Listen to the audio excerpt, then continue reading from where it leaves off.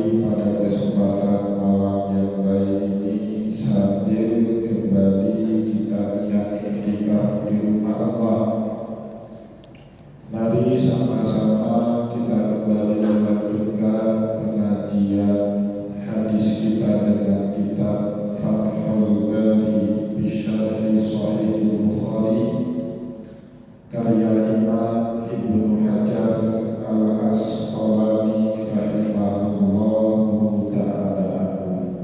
Dan insyaallah pada kesempatan malam kali ini kita kembali akan melanjutkan bacaan kita masih dengan kitab yang keempat, kitab Wudu, dan masih dalam bab yang sama dengan pertemuan yang lalu, bab ke-37, babun man la yatawadda illa minal ghassil muslim, bab di mana kita tidak dianjurkan kembali berwudu kecuali kalau kita dalam keadaan pingsan yang parah ataupun yang lama. Bapak Ibu yang dimuliakan oleh Allah, sebagaimana sebahagian daripada hadis di dalam bab ke-37 ini sudah kita baca pada pertemuan yang lalu, di mana Imam Bukhari pada bab ke-37 ini meriwayatkan kepada kita hadis nomor 184. Hadis itu sendiri diceritakan atau diriwayatkan oleh seorang sahabiah Asma binti Abi Bakr radhiyallahu anha, di mana beliau menceritakan sebuah pengalaman yang terjadi di masa hidupnya beliau di zaman Rasulullah SAW.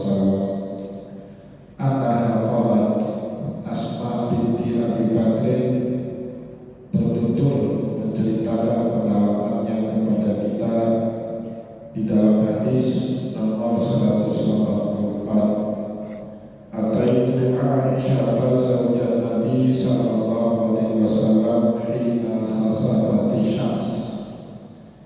Aku mendatangi rumah saudariku Aisyah yang juga istrinya Rasulullah sallallahu alaihi wasallam pada suatu hari bertepatan dengan terjadinya gerhana bulan atau gerhana matahari. Seperti yang sudah kita sampaikan pada pertemuan yang lalu, peristiwa gerhana, baik gerhana matahari maupun bulan, semasa Rasulullah SAW menjadi Nabi, sempat 4 kali terjadi, 2 kali gerhana matahari dan 2 kali gerhana bulan.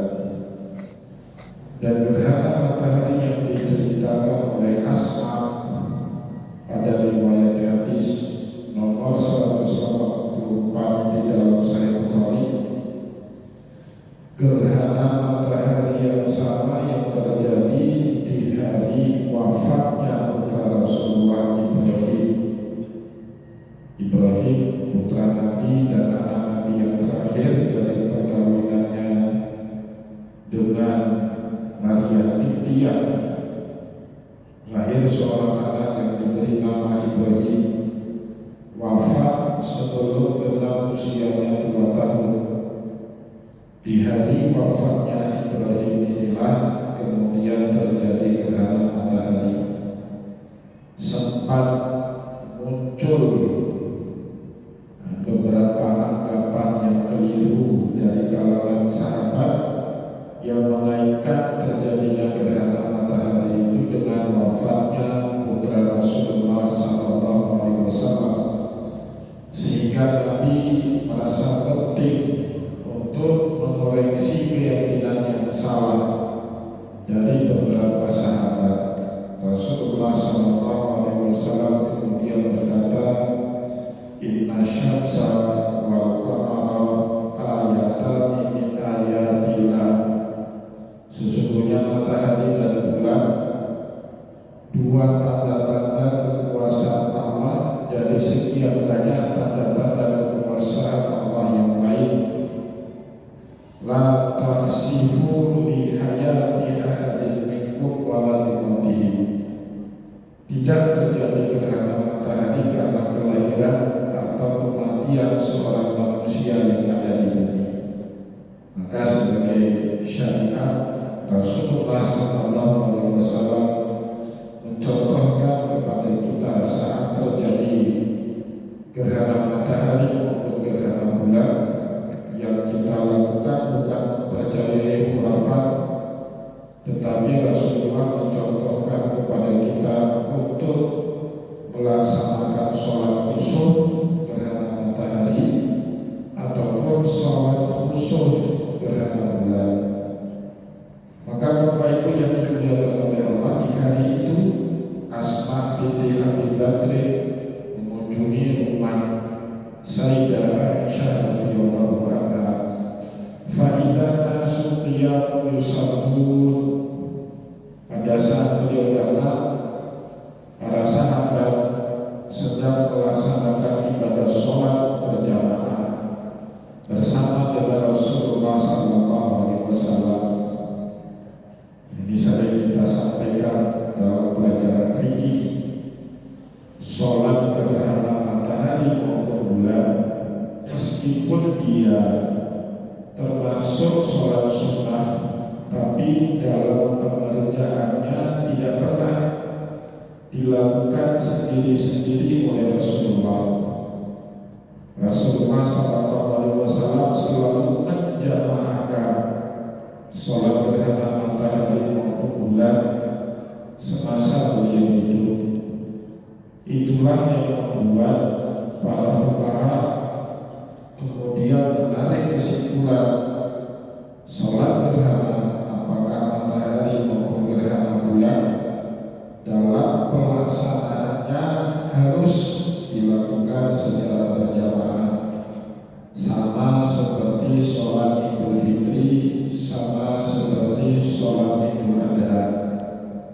Nah, Bapak Ibu yang dimuliakan oleh Allah, Sayyidah Aisyah juga sudah melakukan sholat gerhana matahari bersama para sahabat yang lainnya. Faidah dia qaimatun tusalli. Bukan hanya para sahabat, tetapi juga Sayyidah Aisyah radhiyallahu anha berdiri bersama para sahabat yang lain. Cuma karena rumah Sayyidah Aisyah ini bersebelahan dinding dengan Masjid Nabawi, sering sekali kita temukan riwayat beliau mengerjakan sholat, apakah sholat wajib, apalagi sholat sunnah, bermakmum kepada imam, kepada Rasulullah di masjid, tetapi beliau tetap pada rumahnya dengan satu syarat. Itu boleh dua ruang yang berbeda kita bermakmum, atau kita mengikuti imam yang berbeda ruang dengan kita. Itu diizinkan di dalam syariat dengan satu syarat, adanya yang disebut manfaz, akses yang menghubungkan antara kedua ruang itu. Pada pertemuan yang lalu kita beri contoh Bapak Ibu.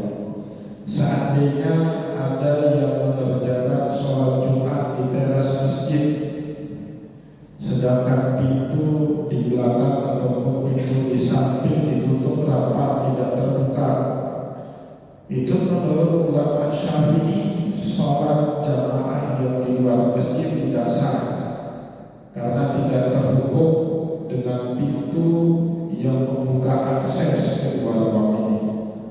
Jadi seandainya di masjid kita ini Bapak Ibu jamaahnya ramai, banyak, dalam masjid tidak tertampung, harus sholat sebagian di luar masjid atau di pelataran masjid, boleh, tapi dengan syarat pintu-pintu masjid itu dibuka.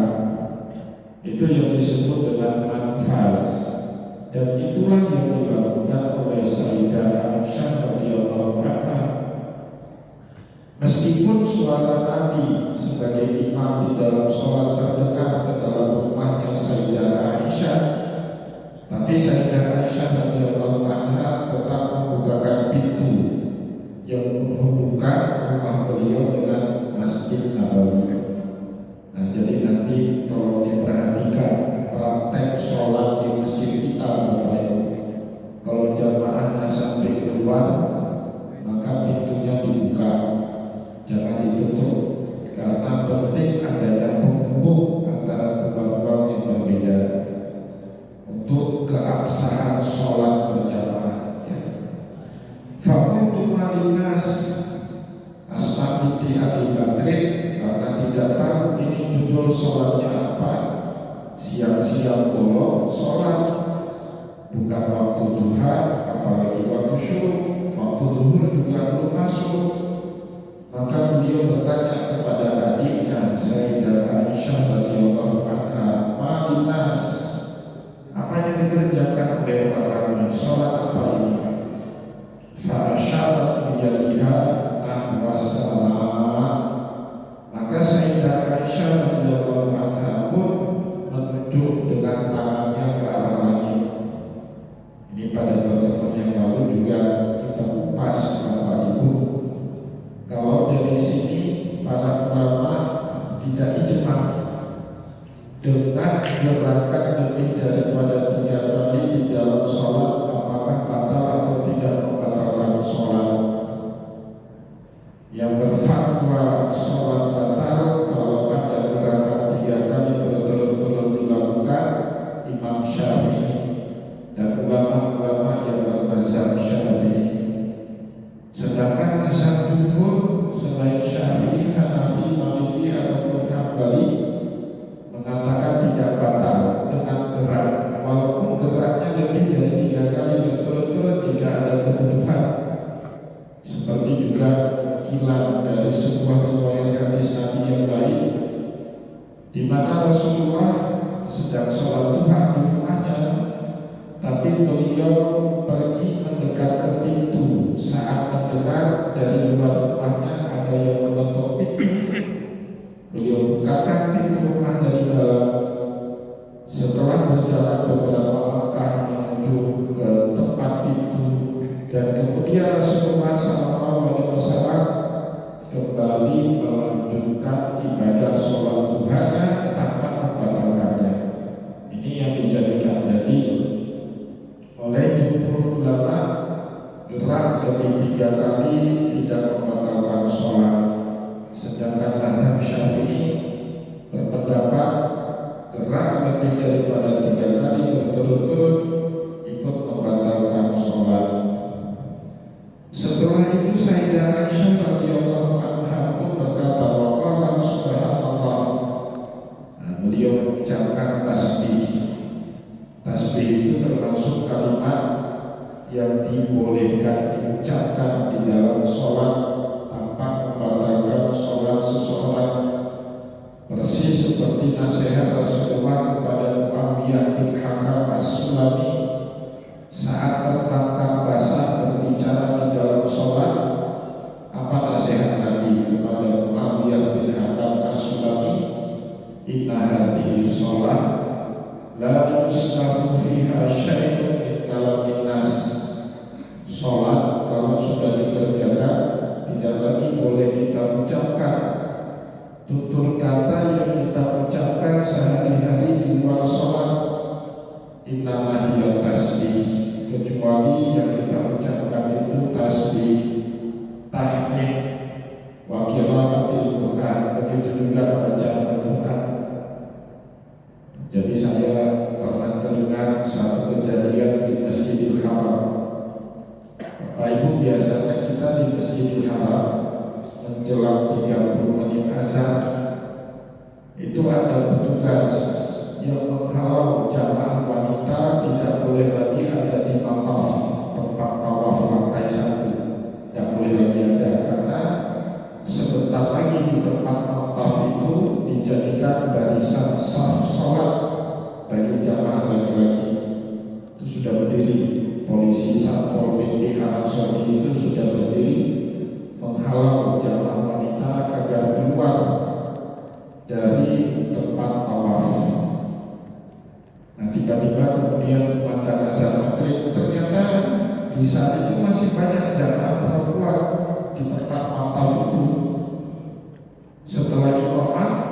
imam mengucapkan takbiratul ihram, sholat dimulai. Terjadi keributan Bapak Ibu. Kebetulan keributannya tidak terlalu jauh dari tempat saya berdiri. Yang saya berdiri dekat dengan imam dulu. Kalau sekarang imamnya sudah tidak lagi di situ. Kalau dulu imamnya berdiri di antara multazam atau pintu Ka'bah dengan ajaran sholat di situ berdiri imam. Terjadi keributan karena di saf sholat laki-laki masih ada jamaah perempuan. Jadi sebagian jamaah laki-laki itu berteriak membuat keributan. Imam sudah membaca Al-Fatihah, bahkan beberapa ayat Al-Fatihah itu sudah dibaca. Alhamdulillahirabbil alamin, Ar-Rahmanir Rahim, Maliki yaumiddin, Iyyaka na'budu wa iyyaka nasta'in. Terjadi keributan, ribut. Tiba-tiba imamnya Bapak Ibu berhenti membaca Al-Fatihah. Dia kutip sebuah firman Allah, dia bacakan surat Al-Isra. Wa idza quri'al Qur'an fastami'u lahu wa ansitu la'allakum turhamun. Diulang 3 kali. Kalau kalian dengar bacaan Al-Quran atau dibacakan kepada kalian ayat Al-Quran, dengar, simak, diam, moga-moga kalian dirahmati sama Allah. 3 kali imamnya mengulang bacaan Al-Quran sampai akhirnya keadaan menjadi tenang kembali. Baru setelah itu imam mengulang kembali bacaan Al-Fatihah. Sebagian jamaah umroh kami itu bertanya, Ustaz, gimana itu status sholat kita tadi? Bacaan Al-Fatihahnya terputus kalau imamnya sambung Al-Fatihah. Ini kan gak sambung, diulang Al-Fatihahnya, ya kan? Imamnya baca Al-Fatihah setelah diselit dengan ayat tadi, wa idza quri'al Qur'an fastami'u lahu wa ansitu la'allakum turhamun, untuk mendiamkan jamaah yang membuat keributan. Setelah itu dia ulang kembali bacaan Al-Fatihah dari awal. Nah, itu tidak menjadi masalah. Nah, begitu juga Sayyidah Aisyah radhiyallahu anha, karena gerhana matahari, gerhana bulan itu tanda-tanda kebesaran Allah. Beliau mengucapkan Subhanallah, Maha Suci Allah. Dan itu kebiasaan ulul albab yang diceritakan oleh Allah di dalam Al-Quran. Setiap kali mereka melihat, memikirkan, menemukan tanda-tanda kekuasaan Allah, pasti mereka mengucapkan tasbih Subhanallah. Bapak Ibu baca 10 ayat terakhir dari surat Al-Imran 190 sampai akhir. Inna fi khalqis samawati wal ardi wa ikhtilafil laili wan nahar la ayatin lil albab alladzina yadhkurullaha qiyaman wa qu'udan wa 'ala junubihim wa yatafakkaruna fi khalqis samawati wal ardi rabbana ma khalaqta hadza batilan subhanaka faqina adzabannar. Tasbih yang diucapkan. Sebab itulah kalimat yang diucapkan oleh Sayyidah Aisyah untuk memberikan paha kakaknya Asma dengan bacaan tasbih Subhanallah. Fakultu ayatun, maka Asma binti Abi Bakr pun memahami kalau ini terjadi ayat kekuasaan Allah, terjadinya gerhana matahari dan gerhana bulan. Fa'asyarat anna, maka Sayyidah Aisyah pun memberi isyarat dengan anggukan seolah-olah mengatakan benar sedang terjadi gerhana. Fakultu, maka Asma binti Abi Bakr pun kemudian bangun untuk ikut berjamaah mengerjakan sholat gerhana matahari hatta tajalli al-ghasyu, sehingga saya Allah. Karena di sini di dalam kitab Fathul Bari diriwayatkan Asma binti Abi Bakr hari itu kelelahan, keletihan mengerjakan urusan rumah tangga yang membuat tenaga beliau terkuras. Maka pada saat tiba di rumah Asma, beliau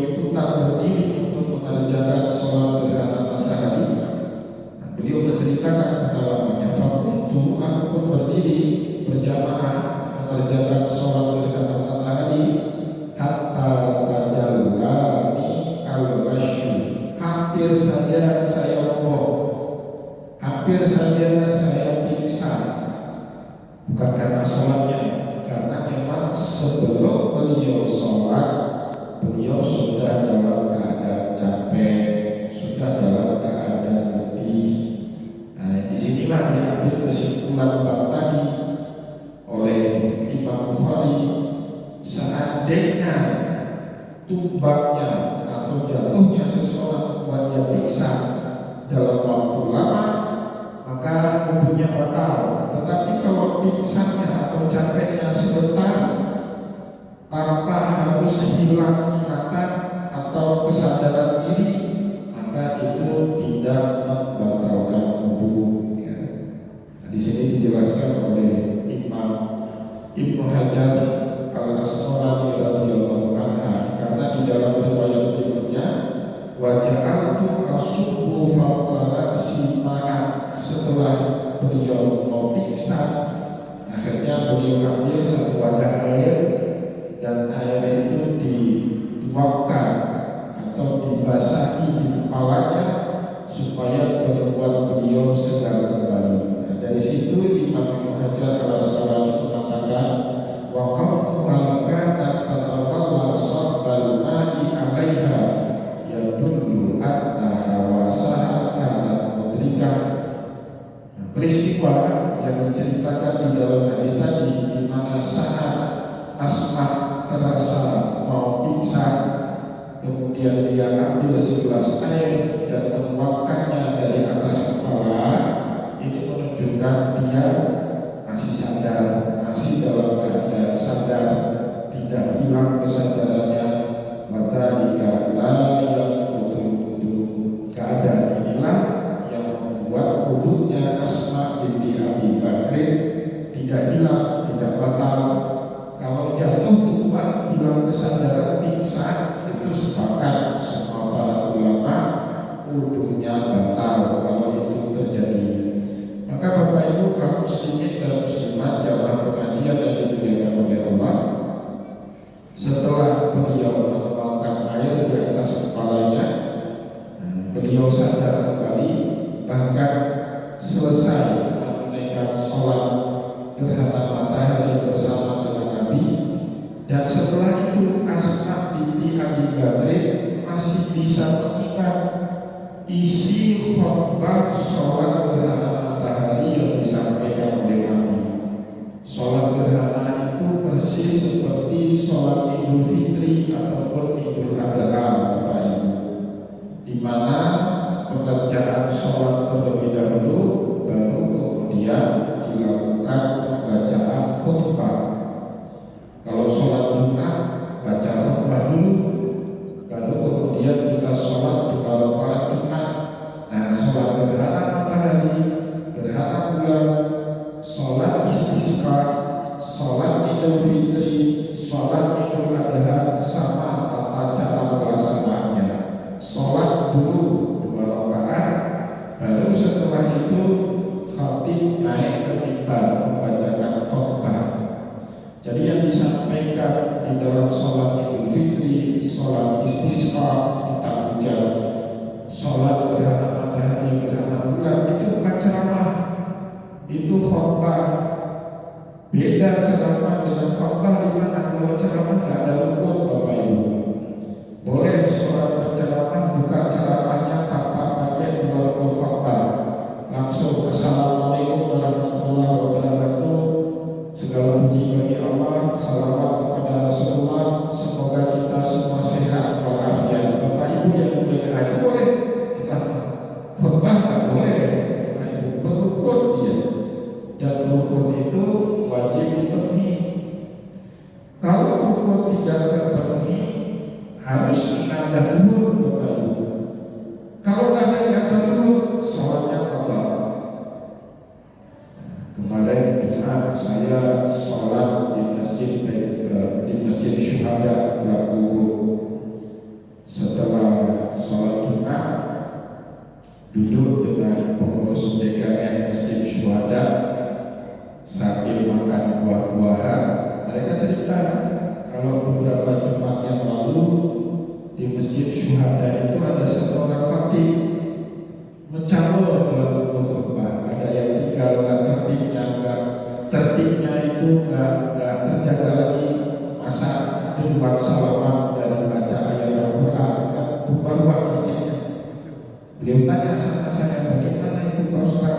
Harus ada, harus matur karena rukun. Kalau nggak ada, wajib total. Kalau nggak total, ya nggak sempurna sholat Jumatnya. Karena itu masalah rukun, Bapak Ibu ya. Khotbah itu di situ sakral khotbah itu. Maka khotbah itu nggak boleh disepelekan. Setiap khatib yang sepele atau punya apa ya, punya niat ria membanggakan pasti mencapai khotbahnya itu. Ditimpali sama salah seorang pengurus masjid punya teguh sama itu kayak kita menikahkan anak. Kata beliau, saya punya pengalaman sudah 3 anak perempuan saya nikahkan. Yang kali ketiga Pak kasih teks, Pak baca dulu kalimat nikahnya, kalimat ijab dan kabulnya, jangan nanti salah. Si bapak itu lalu namanya kali Hedro yang kawin. Apa yang terjadi kemudian? Salah bapak ibu, salahnya pada wali, bukan kepada mempelai laki-laki, mencampur. Jadi memang di situ kita nggak boleh sepele. Ya, khawatirnya Allah Subhanahu Wa Taala tidak suka kita menganggap remeh hal-hal yang sakral. Khotbah itu sakral. Apa khotbah Jumat, apalagi khotbah Jumat sakral wajib.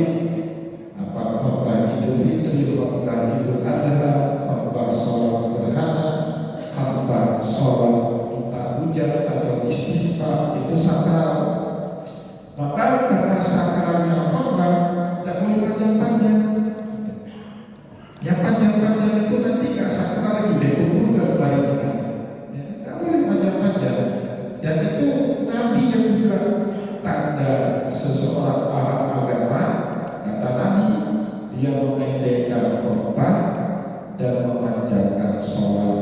Apapun khotbah nggak boleh panjang. Kalau pengajian boleh 2 jam. Misalnya kalau ini kita sepakat sampai jam 10 boleh, Pak. Tergantung kesepakatan. Tapi khotbah nggak boleh. Ya, paling lama 20 menit lah.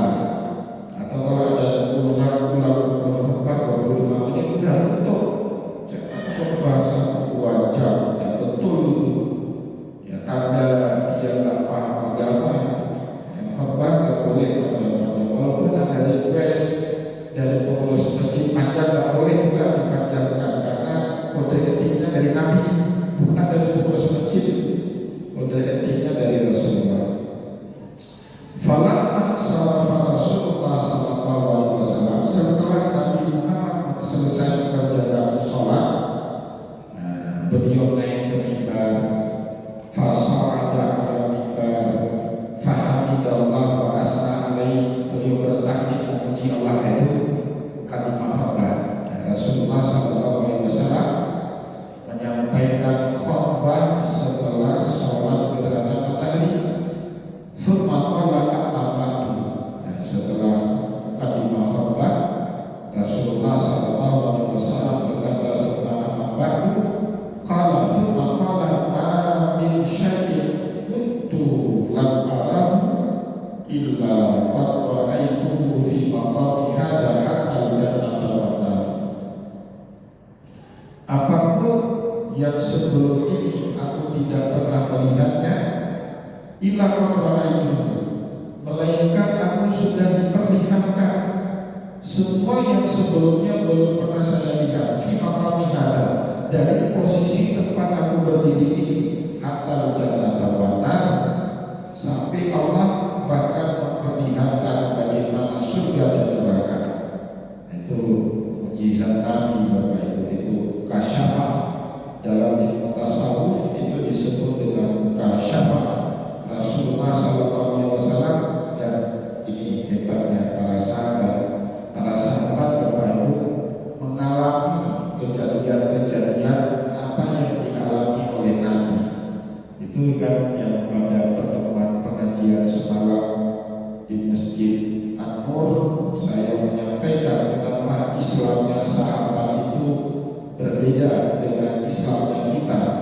Kita belajar agama Bapak Ibu dari ilmu guru, ilmu teguh, ilmu ulama. Kalau para sahabat belajar agama apakah tidak lihat Nabi bagaimana cara makan, Nabi bagaimana besok mereka praktekkan, Nabi sholat bagaimana besok mereka tinggal mencontoh sholat Nabi bagaimana, Rasulullah haji seperti apa, putaran pertama bacanya apa, putaran kedua bacanya apa, besok tinggal perhatikan aja dan langsung tinggal praktekkan sebagaimana yang mereka lihat dari Nabi. Nah itulah sebabnya Nabi bilang khusyukani nama sikaku. Itu bagi sahabat, ambillah tata cara melaksanakan haji dari apa yang aku lakukan. Bagi sahabat, kalau kita nggak lagi dari Rasulullah, dari para ulama yang mengajarkan ilmu, ikut manasik haji ke Kemenang, ikut manasik haji ke KBIH, ikut manasik haji ke Teguh ini, ke Teguh itu. Kalau dulu para sahabat gampang sekali, tinggal lihat saja bagaimana Nabi melakukan tawaf sa'i, besoknya juga mereka praktekkan. Jadi Nabi Muhammad SAW dibukakan hijab tabir, sehingga hari itu beliau melihat apa yang tidak bisa dilihat oleh orang lain, hatta jannah wa nar, sampai beliau bisa melihat surga dan neraka. Walaupun uhiya ilayya, dan baru saja saya telah diwahyukan kepadaku annahu tuftanuna fil qubur misla al-qariban min fitnatid dajjal. Baru saja telah diwahyukan kepadaku, kata Rasulullah, annahu tuftanuna fil qubur, kalian ini pasti akan mengalami fitnahnya kubur. Itu Bapak Ibu, maka akidah Ahlussunnah wal Jamaah meyakini kita itu hidup di kubur dengan konsekuensi amalan yang kita lakukan pada saat kita hidup di dunia. Kalau Bapak Ibu banyak amal soleh, maka yang didapat di alam kubur itu bukan fitnah, tapi apa? Nikmat kubur. Tapi sebaliknya, kalau kita banyak dosa, durhaka, maksiat kepada Allah, nah kita akan mendapatkan azab di dalam kubur. Itu diyakini Ahlussunnah, meyakininya, Syiah meyakininya. Ahlussunnah apapun mazhabnya, mau Asy'ariyah, Maturidiyah, Salafi, percaya. Orang Wahabi itu percaya juga ada azab kubur, ada nikmat kubur. Yang bedanya orang Wahabi itu dengan kita Ahlussunnah apa? Gak boleh takdir. Katanya apa? Orang mati gak dengar. Emang betul orang mati gak dengar? Totali salah Bapak Ibu. Orang Wahabi itu salah di situ. Karena Rasulullah sendiri yang berkata di dalam hadis Umamah al-Bahili, hadis itu diriwayatkan oleh sahabat Nabi Abu Umamah al-Bahili radhiyallahu anhu. Apa kata Nabi di dalam hadis itu? Idza mata ahadun min ikhwanikum, kalau ada di antara saudara kalian yang meninggal dunia, fasawaitum ala qabrihi turab, ratakanlah kuburannya dengan tanah. Falyaku ahadun minkum ala rasil qabri, hendaklah satu orang itu duduk atau berdiri di bahagian kepala kubur. Nah, di bahagian kepalanya itu berdiri atau duduk di situ. Falyaku, nah, maka katakanlah, ya fulan bin fulan, qad kharajta minad dunya wa ma fiha. Fulan bin fulan, kamu sudah keluar dari dunia dan segala apapun yang ada di isinya. Fa idza ja'aka malakun min malaikatillah, kalau nanti datang salah seorang dari sekian malaikat-malaikatnya Allah, fala takhaf wala tahzan, jangan kamu takut, jangan kamu sedih. Fa innahu makhlukun min makhlukatillah, karena sebenarnya mereka sama dengan kamu, makhluknya Allah. Fa'idha sa'alakan, jika kamu ditanya marabuka, fal takul bilisanin fasih, maka jawablah lisan yang fasih, Allahu Rabbi. Ya, Tuhan saya adalah Allah. Wa idza sa'alaka wa ma nabiyuka, jika nanti bagi kamu ditanya siapa nabi, faltaqul, maka jawab dengan lisan yang fasih, Muhammad nabi wa rasuli, Nabi Muhammad adalah nabi dan rasulnya Allah. Nah itu Bapak Ibu, di ujung hadis itu kata Rasulullah, fa innahu yasma'u wa la yujib. Ruh itu mendengar apapun yang kita talqinkan kepada dia, cuma dia gak bisa jawab. Syukur gak bisa jawab. Kalau mau jawab lagi Bapak Ibu semua, coba mau jawab menjauh, lari semua. Kalau takziah itu lari semua. Nah, maka orang Wahabi ini problem Bapak Ibu. Mereka bilang takdir gak ada dari, coba lihat dalam kitab hadis, dalam kitab Bulughul Maram ada hadisnya itu. Problem Syiah dalam hal ini sama kayak kita. Orang Syiah meninggal dunia apa? Apakah Syiah Ismailiyah, Syiah Zaidiyah, apalagi dekat sekali dengan Ahlus Sunnah wal Jamaah, atau Syiah Imaniyah di Iran, mereka talqin sama kayak kita Ahlus Sunnah wal Jamaah, talqin di kubur kalau ada yang meninggal dunia. Yang tidak siapa? Salafi ini beda. Maka jangan heran, yang paling benci sama Syiah itu siapa? Salafi. Paham gagal itu, orang Salafi itu paham gagal. Masa jangan dukung Iran gara-gara Syiahnya. Amerika dengan Israel memang harus Sunnah wal Jamaah yang harus kita dukung. Kan aneh, orang stres, Salafi Wahabi itu stres. Maka Bapak Ibu jangan jadi orang stres, jadi orang Salafi Wahabi, ya kan? Kunut tidak boleh, bid'ah, talqin tidak boleh, ada hadisnya. Kalau kita tunjukkan hadis baru dia ngerti. Ulama kita itu nggak mungkin ngamalkan